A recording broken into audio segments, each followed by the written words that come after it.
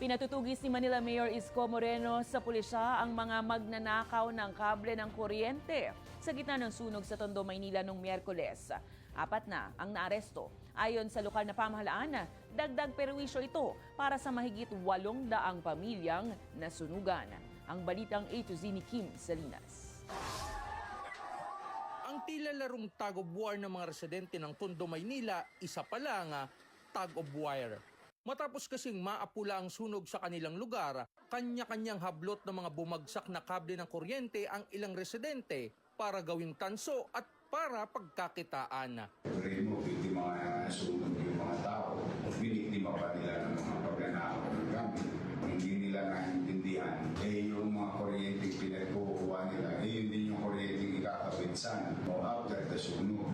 Napailing na lang si Manila Mayor Isko Moreno sa pananamantala ng mga kawatan lalo't kailangang maibalik ang supply ng kuryente sa lugar.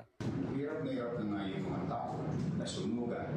Tapos pag nanakaw pa natin ang mga gamit, inorderan ko si Colonel De Leon. Lahat ng nasa video, pati yung mga nasa bubong na pinuputol yung orange wire, lahat hanapin.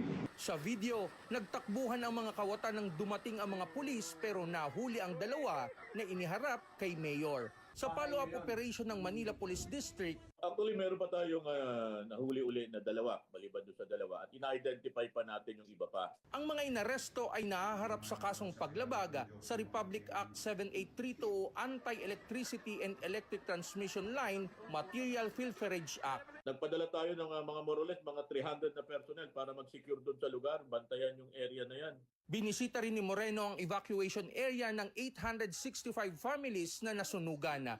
Bawat pamilya ay makakatanggap ng 15,000 pesos na tulong pinansyal. Tinanong rin ni Mayor ang mga residente kung anong dapat gawin sa mga pasaway na kapitbahay. Tingnan natin ito yung mga nanay, mga tatay.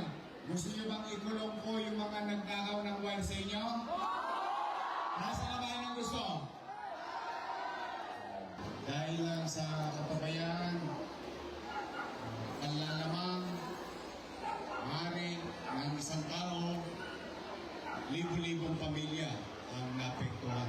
Napag-alamang posibleng sanhi ng sunog ay kapabayaan ng mga residenteng nagsusunog ng kable para makapagtanso. Nagpasalamat naman si Moreno sa Philippine National Police, Department of Social Welfare and Development at sa Air Asset ng Armed Forces sa pag-apula ng sunog.